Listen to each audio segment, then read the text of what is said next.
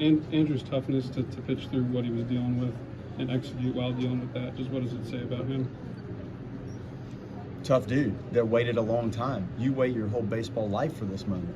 So when we see an 83 flash on the board and it goes from 91 to 83, and I see him like the little wince, the guy was worried. And I knew what it was because I'd seen him do the exact same thing before when he had that little thing flare up.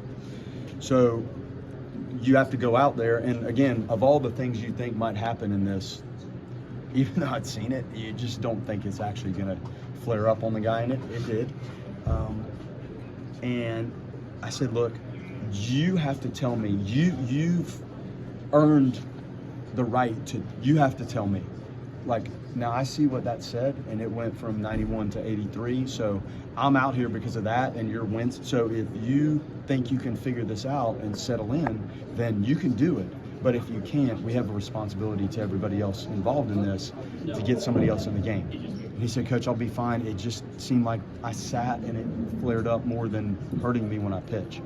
So tough kid, athletic kid, wanted to be out there. And it's hard because that's a fine line of I've waited my whole life to pitch in this and I'm not healthy enough to help the team win. So you're walking a fine line, and clearly he was able to manage it, and maybe it kept him from trying to do too much and using his changeup, and maybe it was a blessing in disguise, but tough kid, and he earned the chance to be out there and deliver. It looked like he might have told you I'm fine once, then you kind of went back to him again. Well, when you tell me you're fine and I'm looking at the scoreboard that says 83 and your changeup's usually 81 and you're so you can tell me that, but I also I can tell what's going on. And anyway, settled in, and we contact ball down in the zone and rolling some ground balls, and we gobbled it up, and proud of him, happy for him.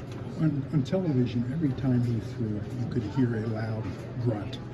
I mean, could you hear that from the diamond? I couldn't hear it. Now, when he threw the warm-up pitches, I could hear it. But it's the game in these dugouts, like it's out there happening, and you're in there, and it's hard to hear and feel maybe what's going on, like some of the other stadiums where it's tighter. Yeah, but along the idea of this toughness, that you have a kid out there who is having to grunt every time he throws the ball to get you through that. What's that mean to a coach? Well, if the grunt got him through it, then he can grunt every time he pitches from now on. I don't know if he normally grunts. Well, he said it was pain. Most of it was pain. Okay, well then he's way tougher than I even gave him credit for when you asked me the first time. So, no, I'm happy for him, man.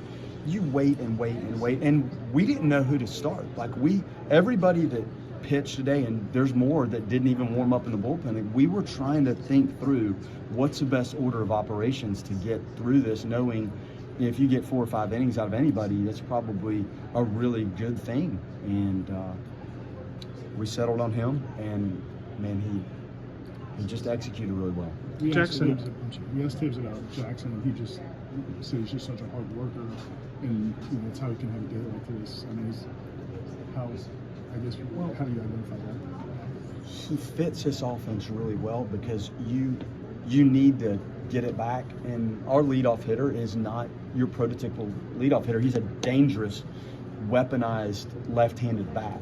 So sometimes when you're in the middle of it, if you just showed up to the game, Jaxson feels like your leadoff hitter. And I just didn't mess with the lineup. I'm not going to mess with the lineup. I can write it out right now.